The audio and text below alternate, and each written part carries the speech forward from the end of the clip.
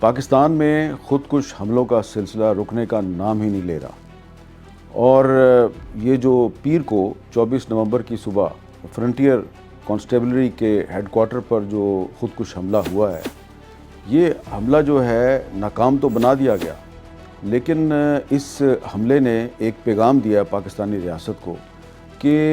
باقاعدہ جو افغان طالبان ہیں ان کی سرپرستی میں افغانستان کے راستے سے پاکستان کے خلاف باقاعدہ ایک پراکسی وار شروع ہو چکی ہے،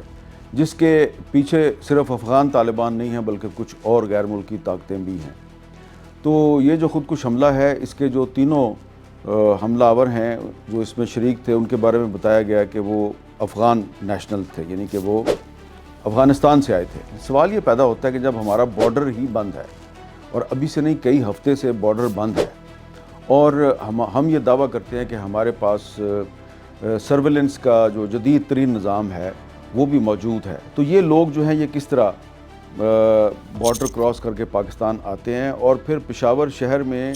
یہ جو ایف سی کا ہیڈ کوارٹر ہے اس تک پہنچ جاتے ہیں، اور تینوں نے خودکش جیکٹس بھی پہنی ہوئی تھی، جس طرح کہ پہلے بھی ایک خودکش حملہ آور جو ہے وہ اسلام آباد کے جوڈیشل کمپلیکس تک پہنچ گیا۔ تو یہ جو حملہ آور ہیں یہ بڑی آسانی کے ساتھ ایف سی کے ہیڈ کوارٹر پشاور تک پہنچ گئے، اور اگر آپ بہت سے جو افغان طالبان کے سپورٹر ہیں بلکہ افغان حکومت کے جو آفیشلز ہیں،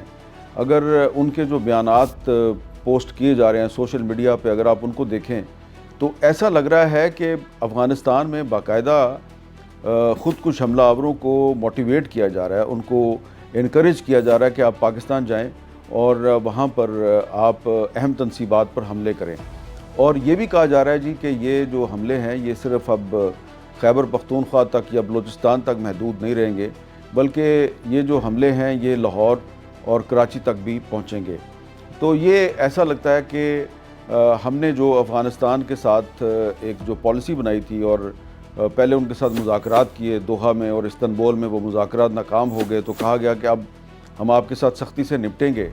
تو بجائے کہ افغان طالبان دباؤ میں آ کے تو اپنی جو پالیسی ہے اس پہ نظر ثانی کرتے، تو انہوں نے جو خودکش حملہ آور ہیں ان کو نہ صرف کھلی چھوٹ دیا بلکہ ان کو پاکستان بھیجنے کا ایک سلسلہ شروع کر دیا، اور ہم یہ جو حملہ آور ہیں ان کو پاکستان میں روکنے میں ابھی تک تو ہم ناکام نظر آ رہے ہیں۔ اور یہ ایک ایسی صورتحال ہے جس میں کہ پاکستان کی قومی سلامتی نہیں بلکہ پاکستان کے عام شہریوں کے لیے خطرات میں دن بدن اضافہ ہو رہا ہے، اور ایسی بھی اطلاعات آ رہی ہیں کہ یہ جو دہشت گرد ہیں یہ اب پاکستان میں جو اہم شخصیات ہیں ان کو بھی ٹارگٹ کریں گے۔ تو یہ جو ایک جنگی صورتحال ہے، یعنی کہ باقاعدہ افغانستان کے راستے سے پاکستان پر ایک پراکسی وار کو مسلط کر دیا گیا ہے، اس کا مقابلہ کرنے کے لیے پاکستان کو قومی یکجہتی اور اتحاد کی ضرورت ہے، لیکن بہت ہی بدقسمتی سے یہ کہنا پڑتا ہے، بہت ہی افسوس کے ساتھ یہ کہنا پڑتا ہے کہ وہ قومی اتحاد جو ہے وہ ہمیں فی الحال دور دور تک نظر نہیں آ رہا۔ اور یہ جو حال ہی میں پاکستان کے دو صوبوں میں، پنجاب میں اور خیبر پختونخوا میں جو ضمنی الیکشن ہوا، اس ضمنی الیکشن کے رزلٹ پر جو پاکستان کے سب سے بڑے صوبے پنجاب کی چیف منسٹر مریم نواز نے جو رد عمل دیا ہے، وہ رد عمل یہ بتا رہا ہے کہ اس وقت پاکستان میں سیاسی یکجہتی یا اتحاد تو دور کی بات ہے، بہت ہی ایک کھلم کھلا طریقے سے جو انتقام کی سیاست ہے اس کو پروان چڑھایا جا رہا ہے۔ ضمنی الیکشن سے اگلے دن مریم نواز نے جو پنجاب میں اپنی کابینہ اور جو پروونشل سیکرٹریز ہیں ان کے ایک اجلاس سے جو خطاب کیا، وہ بڑا دلچسپ بھی تھا اور قابل غور بھی تھا۔ دلچسپ اس لیے تھا کہ اس میں مریم نواز شریف صاحبہ جو ہیں وہ یہ لیکچر دے رہی تھیں کہ یہ جو آرٹیفیشل لیڈرشپ ہوتی ہے یہ کریٹ کیسے ہوتی ہے اور پھر یہ ڈیمولش کیسے ہوتی ہے۔ چلیں، یہ تو آپ نے بتا دیا کہ آرٹیفیشل لیڈرشپ جو ہے وہ کریٹ کیسے ہوتی ہے اور پھر ڈیمولش کیسے ہوتی ہے، لیکن پھر آپ نے کچھ ایسی باتیں کی کہ جس کے بعد کہ ان پر کمنٹ کرنا اس لیے ضروری ہے کہ ہم پاکستان کی ہسٹری اور پاکستان کی پولیٹکس کے طالب علم ہیں، اور جب کوئی لیڈر یا کوئی چیف منسٹر ایسی باتیں کریں کہ جس سے بہت سی جو پاکستان کی جو سیاسی تاریخ کے جو اہم واقعات ہیں ان کو نہ صرف کنٹراڈکٹ کیا جائے بلکہ ان کو چیلنج کر دیا جائے، تو پھر ریکارڈ کی درستگی جو ہے وہ ضروری ہو جاتی ہے۔ تو سب سے پہلے تو آپ نے یہ فرمایا کہ یہ جو ضمنی الیکشن تھا ٹوٹل 13 حلقوں میں تھا، 6 قومی اسمبلی کے حلقے تھے اور 7 صوبائی اسمبلی کے حلقے تھے۔ 12 جو حلقے تھے وہ پنجاب میں تھے، صرف ایک حلقہ قومی اسمبلی کا NA-18 وہ ہری پور خیبر پختونخوا میں تھا۔ تو 6 قومی اسمبلی کے حلقے اور 7 صوبائی اسمبلی کے حلقے، ان 7 حلقوں میں جو بائی الیکشن ہوا، اس بائی الیکشن کے رزلٹ کو مریم نواز شریف صاحبہ نے کہا کہ جی یہ تو جنرل الیکشن تھا اور یہ جو بائی الیکشن کا رزلٹ ہے یہ آپ سمجھیں جنرل الیکشن کا رزلٹ ہے اور یہ ایک ریفرینڈم تھا،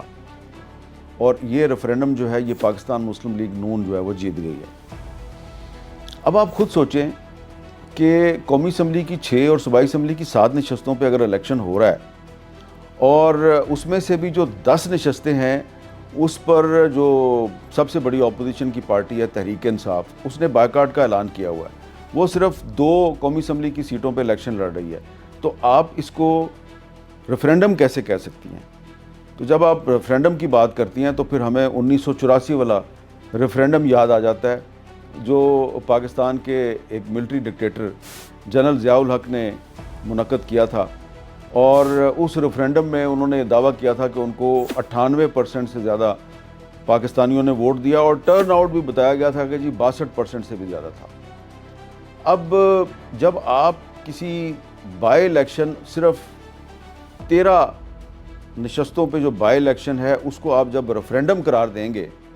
تو پھر ظاہری بات ہے ہم جیسے لوگ جو ہیں پھر آپ کی جو بات ہے اس کو نظر انداز تو نہیں کریں گے نا، ہم پھر یہ سمجھنے کی کوشش کریں گے کہ آپ کا اصل میں میسج کیا ہے۔ تو میسج جو ہے آپ کا وہ ہمیں یہ نظر آ رہا ہے کہ آپ نے اس کو ریفرینڈم قرار دے کے صرف پاکستان تحریک انصاف کو کوئی میسج نہیں دیا، آپ نے صرف پاکستان تحریک انصاف کو نہیں کہا کہ ہم نے جو ہے آپ کی مقبولیت کی جو متھ تھی، ایک جو بت تھا اس کو